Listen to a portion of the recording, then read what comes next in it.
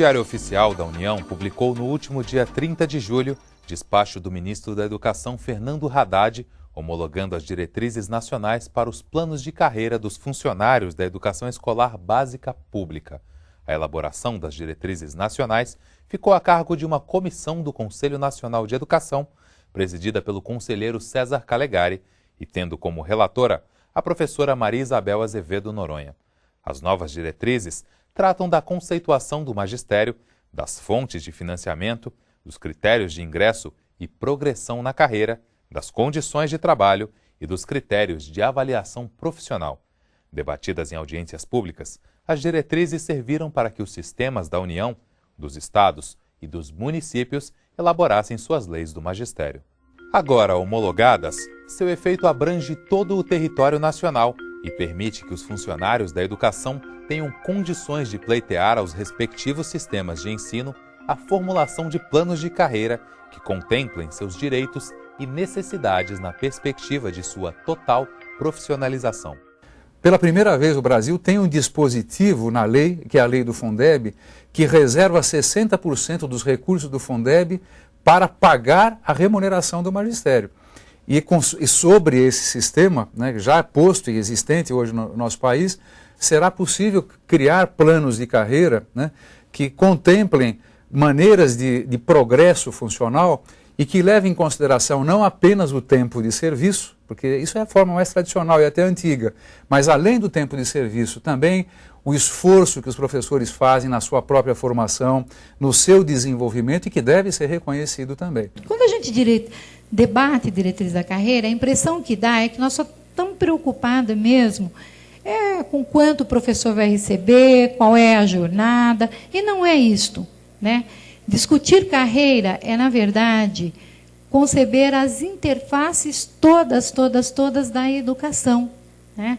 E nós vamos ver que, por exemplo, na Constituição, os vários artigos que perpassam, todos eles tratam do direito da educação como subjetivo, a qualidade do ensino, a gratuidade, enfim, todos aqueles conceitos, né, e princípios que são necessários a uma educação pública de qualidade. E aí, quando o Constituinte, na época, colocou também que tem que ter, né, valorização dos profissionais da educação, não foi por acaso, porque, de fato, você discute o direito da população e dever do Estado, né, ter uma educação pública de qualidade, mas se é um serviço prestado pelo Estado, o trabalhador, né, o professor, né, ele vai, na verdade, ter que ter as condições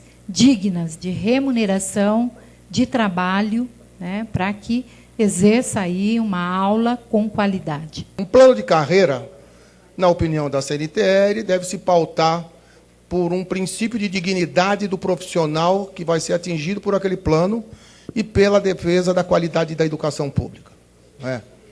É claro que existem normas técnicas que vão ser bastante utilizadas para a construção desse plano.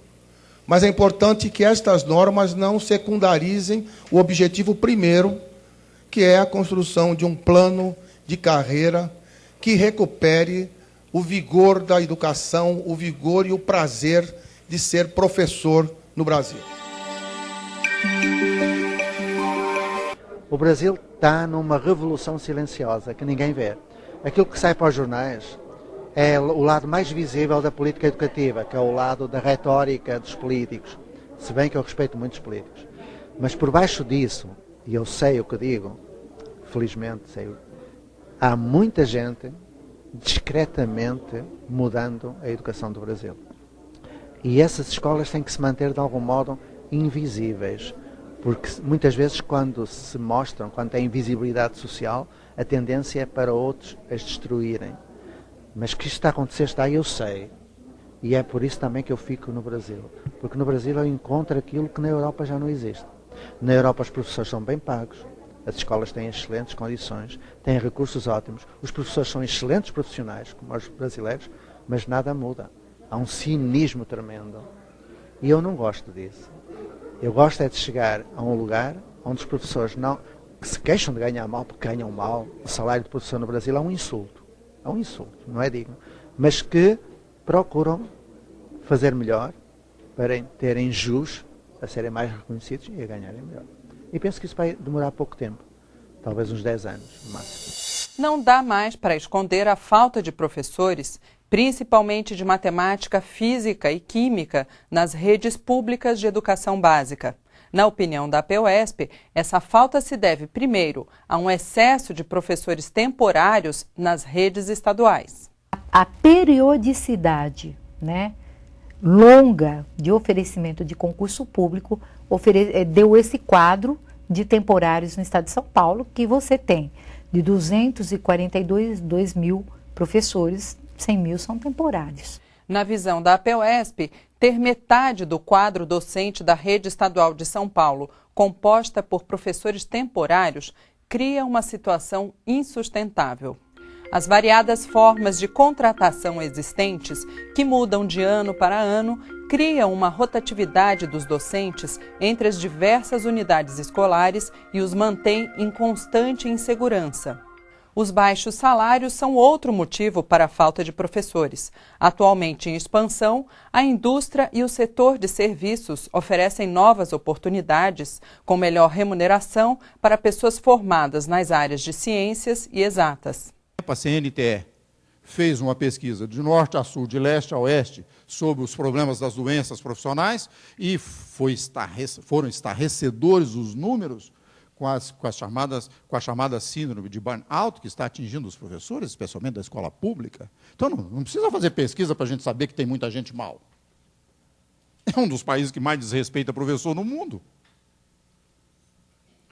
Dizem que o dinheiro não resolve o problema, não compra a felicidade, mas paga os gastos que a felicidade faz, especialmente no mundo capitalista. Então, vim com essa conversa de que nós vamos dar condições de trabalho, formar professores, não sei o quê, mas os salários são péssimos, são os piores salários do mundo.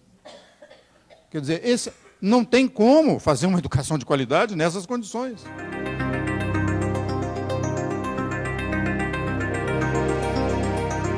Não dá mais. Veja bem, essa expressão que as pessoas dizem para a gente, às vezes, numa consulta médica, doutora, não dá mais, não aguento mais. Eu ouvi isso pela primeira vez em professoras. É muito interessante, eu era médica do Hospital do Servidor Público Estadual aqui em São Paulo, anos 70, e não existia essa terminologia de burnout, nada disso. O burnout, conhecido também como uma síndrome do esgotamento profissional, geralmente atinge categorias que têm um cuidado, são chamados cuidadores, são pessoas que têm uma relação próxima e que o próprio desenvolvimento do trabalho dela envolve